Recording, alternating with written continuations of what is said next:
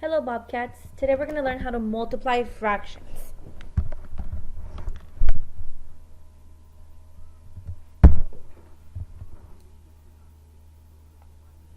Alright, so the first thing is to multiply fractions. You first multiply the numerators and then you multiply the denominators across. And please remember to always simplify your answer. Okay, let's start with this first example. Here I have 1/6 times 3/5. Again, you multiply across. 1 times 3, and then your denominator 6 times 5. So 1 times 3 gives me 3, and then 6 times 5 gives me 30. Now 3 and 30, I have a common factor, which is 3. So I can simplify this fraction by 3, by dividing it by 3. 3 divided by 3 gives me 1, and 30 divided by 3 gives me 10. Okay, 10 cannot be simplified anymore, so 10 is my final answer. So 1/6 times 3/5 equals 1/10. Alright, let's look at the second example. Here I have 3/7 times 2/3. Again, you multiply your numerators first, 3 times 2, and then you multiply your denominator, 7 times 3. So 3 times 2, that equals 6. 7 times 3 equals 21. Now 6 and 21 have a common factor, which is 3. So I can divide both of them by 3. 6 divided by 3 gives me 2, and 21 divided by 3 gives me 7. 2 and 7 do not have a common factor, so it cannot be simplified anymore. Okay, here I have 5/8 times 24. Well, 24 is a whole number. So the first thing I have to do here is convert that into a fraction. And remember when we were talking about rational numbers, okay, all we have to do is put a 1 under it, and it automatically makes it a fraction. Because if I were to divide it, it would give me 24. So 5 times 24. 5 times 24. And then 8 times 1. Okay, so now 5 times 24, we can come here to the side, and then we can multiply it. 5 times 4, well that's 20. 0, carry the 2. And then 5 times 2 is 10, plus 2 is 12. That gives me 120. And 8 times 1, well, that equals 8. Now, 8 over 20. These are bigger numbers, okay? But I can see that they're both even. So because they're both even, I can divide them by 2. Or what I can do is I can just divide the whole fraction. Remember, top goes in, bottom goes out.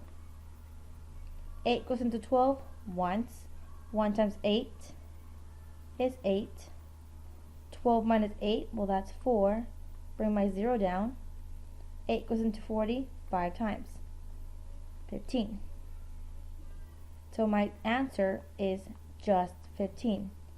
15 as a whole number. So 5/8 times 24 equals 15. Okay, same thing here. I have 8 times 1/3.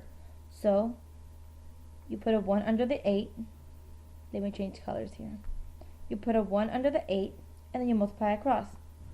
8 times 1, and then 1 times 3. So 8 times 1 gives me 8. And then 1 times 3 gives me 3. Well, here I have an improper fraction. Okay, I don't have a common factor, so I cannot simplify it. We can either leave it as is, or we can convert it into a mixed number. And let's go ahead and do that, okay? Let's review that. Improper fraction, so I'm going to divide. Again, top goes in, bottom goes out. 3 goes into 8 2 times.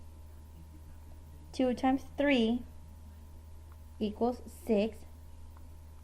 8 minus 6 equals 2. Okay, so again, this is going to be my numerator, and this is going to be my denominator. The denominator stays the same. So this mixed number would be 2, because I have a 2 as my whole number. My numerator is 2, and my denominator, well, that's 3. So that's 2/3. And again, guys, if we do you guys remember Texas backwards? Well, think about it. 3 times 2 is 6, plus 2 is 8, right here. And our denominator stays the same. Good job, guys. Okay, now let's try with word problems. Nave had 1/3 of an apple pie. She gave 3/4 of what she had to her friend Bernea, sorry.